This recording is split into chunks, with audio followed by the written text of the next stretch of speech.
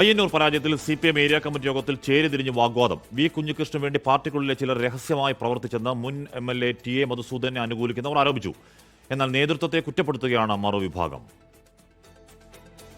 പയ്യന്നൂരിൽ പാർട്ടി വിട്ട് UDF-നൊപ്പം മത്സരിച്ച വി കുഞ്ഞികൃഷ്ണനെ CPIM നേതാക്കൾ പരസ്യമായും രഹസ്യമായും സഹായിച്ചെന്ന് TA മധുസൂദനെ അനുകൂലിക്കുന്നവർ.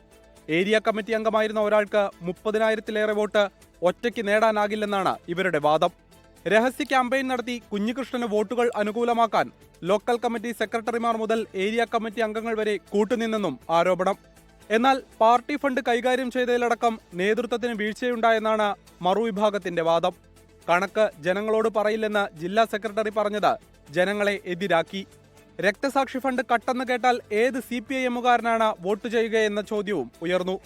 എന്തു വന്നാലും ജയിക്കും എന്ന നേതൃത്വത്തിന്റെ ധാർഷ്ട്യത്തിന് കിട്ടിയ തിരിച്ചടിയാണ് തോൽവിയെന്ന് ഒരു വിഭാഗം വിമർശിച്ചു. MV ഗോവിന്ദനും പിണറായി വിജയനും ശൈലി തിരുത്തണമെന്ന ആവശ്യവും ഉയർന്നു. 24 കണ്ണൂർ.